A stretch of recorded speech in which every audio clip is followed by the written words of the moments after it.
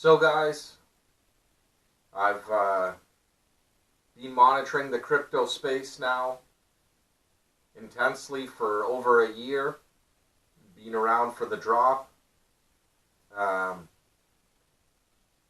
made a few Satoshis here and there. If you go back to one of my previous videos, I believe it was number 4, I was stating how I don't believe the HODL philosophy is the correct one.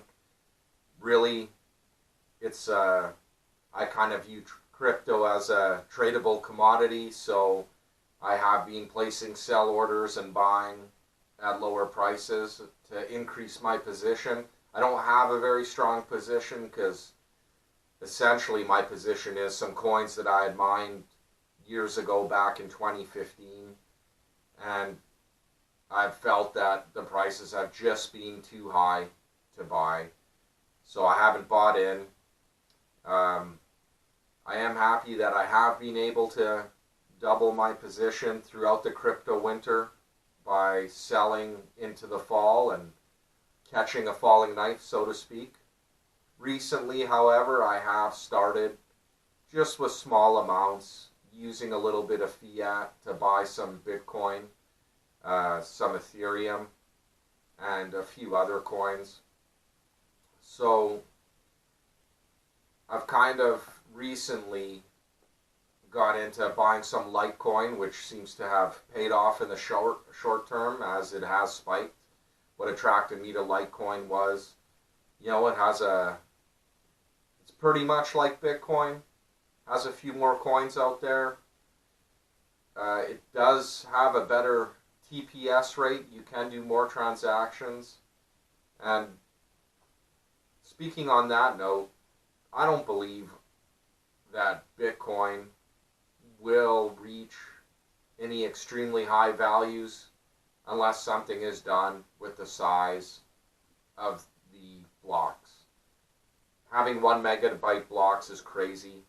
I mean, I tried getting other people interested in the Bitcoin space, and they would look it up and see YouTube videos of people trying to buy something with Bitcoin and all the issues that were going during the Bitcoin boom, and it really discredited Bitcoin to average people on the street. And if the core team can't acknowledge it, if they're unwilling to acknowledge this problem or unable to acknowledge it, it's going to fail in the long run. I mean, 7 transactions per second isn't enough. I mean, they've changed their outlook to, we're not a peer-to-peer digital cash anymore. We're more like a commodity like gold and a store of value. Well, if you can't transact your store of value, what value does it have? I mean, with a gold coin, sure, you pay big fees. You take it somewhere, you exchange it. There is a certain cost of using gold. However, it's easy to transact with it. There are places you can take it. And let's face it, if you sell a gold coin, well, you lose $50. Essentially, I just consider that part of the fee because your bid ask is always quite high with gold. And if Bitcoin isn't offering a bid ask spread / transaction fee better than gold, then why even have it? There are advances being made with the Lightning network. I mean, SegWit has help, but honestly, it's time for a 2 megabyte block size. Even 5 or 10 or 20.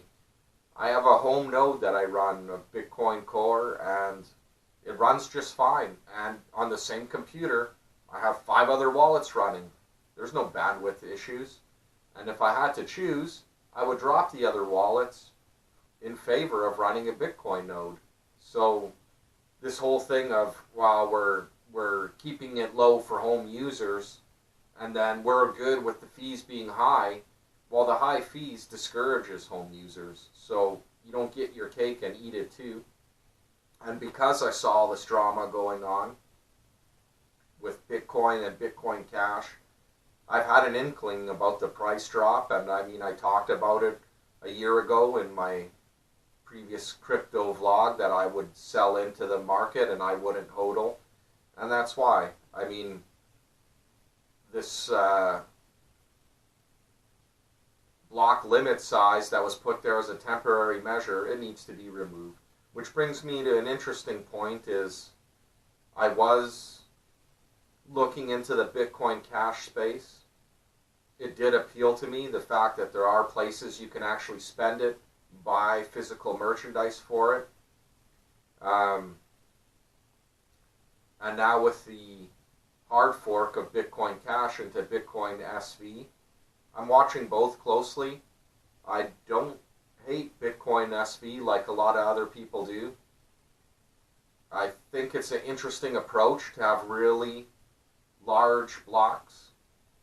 Today I did something for the first time ever, and it's something I never thought I'd be able to do, was I played my favorite game ever, Super Mario Land, or Super Mario World, I should say. Or I don't even remember what Mario it is. The original one, Super Mario Brothers for Nintendo. And I played it off the Bitcoin SV blockchain. They in fact have blocks so big you can store video games in them, video, content, websites, and sure, you have to pay a fee. And this intrigues me, and I realize this isn't as decentralized as, let's say, Bitcoin or some of these other coins. However, here is proof that you can have block sizes large enough to either have tons of transactions with low fees or even store data in it. And I'm curious to see what else they come up with, because to me, this really increases the amount of usage you can have. I mean, we've had stores of value. To me, that's not an amazing thing that warrants the existence of cryptocurrency.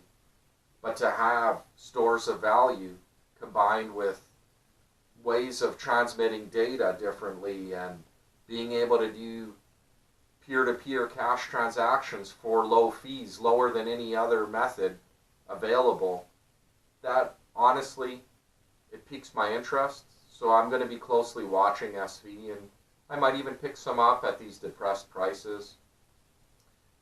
Not the world's biggest fan of Faketoshi, as some people call him, or Craig Wright, but we'll see. It's really hard to say what the future is going to bring, and I do find what they're doing very interesting. So we'll leave it at that, and I hope you have a good evening, and like and subscribe.